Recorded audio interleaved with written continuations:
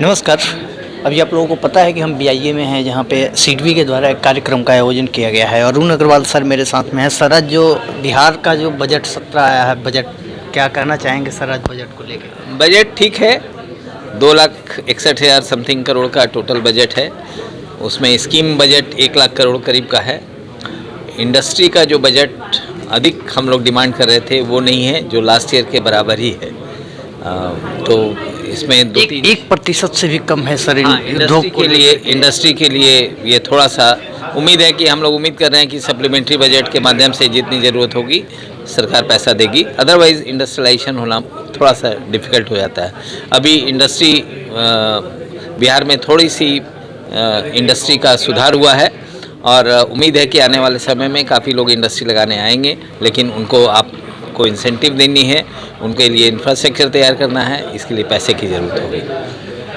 आगे sir budget से मतलब क्या बेनिफिट जो खास करके देखिए, स्कीम्ड बजट जो स्कीम के लिए जो 1 लाख करोड़ दिया गया है उससे डेफिनेटली माने वो प्लान्ड एक्सपेंडिचर हो गया। इसका मतलब कि उससे काफ़ी चीज़ें डेवलप होंगी, चाहे रोड हो, पुल पुलिया हो, चाहे इरिगेशन हो, कोई भी चीज़ हो, तो वो एक देश राज्य को फ़ायदा ही करेगा। धन्यवाद सर। मनीष सर, बिहार का आज बजट आया है सर, और ख़ास करके बिहार जो बाढ़ प्रभावित रहता है हमेशा, क्या कहना चाहेंगे सर उसको लेकर के? क्या गवर्नमेंट के नदियों को जोड़ने की एक योजना तो बिहार सरकार लागू कर रही है, लेकिन जब तक कार्यों को मूर्त रूप नहीं दिया जा सकता है, कुछ भी कहना मुश्किल काम है। और गवर्नमेंट की जो मौजूदा गवर्नमेंट है, चूँकि अगले साल इनका टेन्योर पूरा हो जाएगा और ये काम बहुत लंबे दिनों तक चलने वाला है, कोई एक दिन में ये काम नहीं होगा। और इसमें हम उम्मीद करेंगे जब तक केंद्र सरकार की भागीदारी नहीं होगी तो केवल राज्य सरकार के बस का ये रोग नहीं है। नदियों को जोड़ने का काम जो है केंद्र सरकार को ही अपने हाथों में लेके करना पड़ेगा यहाँ पे बिहार में, तभी ये काम संभव हो सकता है। पर्यावरण को और जलवायु को लेकर के सर जिस तरीके से बिहार की भी स्थिति नहीं, पर्यावरण की बिहार एग्रीकल्चर इंडस्ट्रियलाइजेशन नहीं है, इसलिए पॉल्यूशन वगैरह या अन्य चीज़ें बहुत कम नुकसान हो रहा है यहाँ पे। लेकिन हमें पहले इंडस्ट्रियलाइजेशन पे यहाँ पे ध्यान देना है और इंडस्ट्री लगेगी, साथ साथ जो नॉर्म्स है, एग्रीकल्चर नॉर्म्स हैं, उनको पूरा करते रहना पड़ेगा। लेकिन केंद्र सरकार की ज़रूरत के बिना जो है ना, यहाँ पे कुछ भी नहीं हो, क्योंकि बिहार गवर्नमेंट के रेवेन्यू अर्निंग बहुत कम है। जब तक इनकम नहीं होगा तो खर्च कहाँ से करेंगे, तो उन्हें इनकम का जरिया पहले बनाना पड़ेगा। प्लस अब इस बार तो उद्योग में भी 1% का ही है, उद्योग में भी बढ़ावा नहीं दिया गया, तो इसको दूर का सोचना पड़ेगा। इसका मतलब ये नहीं है कि हम उद्योग को सब्सिडी दे रहे हैं या इन्वेस्टमेंट दे रहे हैं तो हम उनको कुछ दे रहे हैं। सरकार जो भी देती है वो इंडस्ट्री से लेकर के ही इंडस्ट्री को लौटाती है। जैसे सेंट्रल गवर्नमेंट का PLI स्कीम सेंट्रल गवर्नमेंट ने लाया है, उसी तरह स्टेट गवर्नमेंट को भी PLI स्कीम लाना पड़ेगा।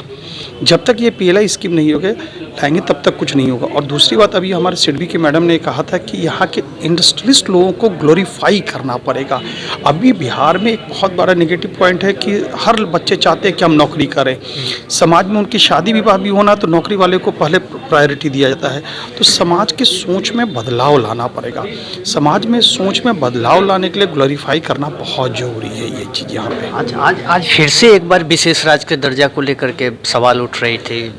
बात वहीं पे उठ के आती है कि स्टेट गवर्नमेंट की कैपेसिटी नहीं है, इसलिए वो विशेष दर्जे का डिमांड करते हैं ताकि फंड आ जाए, स्टेट गवर्नमेंट का कंट्रीब्यूशन उसमें ज़्यादा नहीं करना पड़े।